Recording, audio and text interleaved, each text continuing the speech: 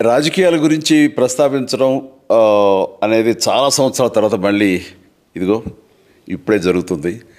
దానికి ప్రధానమైన కారణం తమ్ముడు పవన్ కళ్యాణ్, అలాగే చంద్రబాబు నాయుడు గారు తెలుగుదేశం నుంచి, బీజేపీ నాయకత్వం వీళ్ళందరూ ఒక కూటమిగా ఏర్పడ్డారు. అది చాలా సంతోషం, మంచి పరిణామం. ఈ సందర్భంగా మరీ ముఖ్యంగా ఈ రోజున నేను ఇట్లాగా మాట్లాడడానికి ప్రధానమైన కారణం నా మిత్రుడు, చిరకాల మిత్రుడు సీఎం రమేష్, అట్లాగే పంచగల్ రమేష్ రాజకీయంగా అరంగేట్రం చేసింది నా బ్లెస్సింగ్స్ తోటి. అది తను.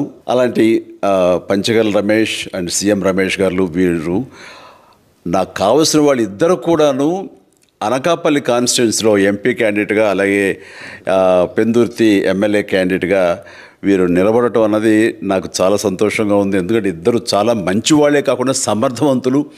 ఇలాంటి వాళ్ళు అలాంటి కాన్స్టిట్యున్సీకి, దాని అభివృద్ధికి ఎంతగానో దోహదపడతారు అన్న నమ్మకం నాకు చాలా ప్రగాఢంగా ఉంది. ముఖ్యంగా సీఎం రమేష్ గారికి కేంద్రంతో ఉన్నటువంటి సంబంధాలు, అనుబంధం ఇది మరీ మరీ ప్రత్యేకం. నాకు అది ఎప్పటి నుంచో తెలుసు. వారి గురించి నేను వింటూనే ఉన్నాను, చూస్తూనే ఉన్నాను.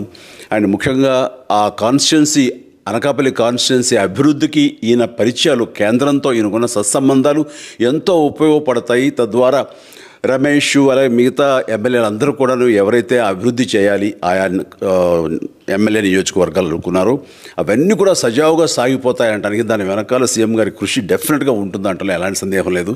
అండ్ వీరి నాయకత్వంలో మిగతా వాళ్ళ ఎమ్మెల్యేలు అందరూ కూడాను కలిసికట్టుగా అనకాపల్లి అభివృద్ధికి ఎంతగానో దోహదపడతారు అండ్ రిజల్ట్ చూపిస్తాడన్న ప్రగాఢ విశ్వాసం ఉంది. కాబట్టి వీళ్ళిద్దరి గురించి ఈరోజు ప్రస్తావిస్తున్నాను. మీ అందరి ఆశీస్సులు వీళ్ళకి ఉంటాయని ప్రగాఢంగా నమ్ముతూ సెలవు తీసుకుంటాను. ప్లీజ్ వారిని గెలిపించండి. అనకాపల్లి నియోజకవర్గం యొక్క అభివృద్ధిని మనందరం చూస్తాం.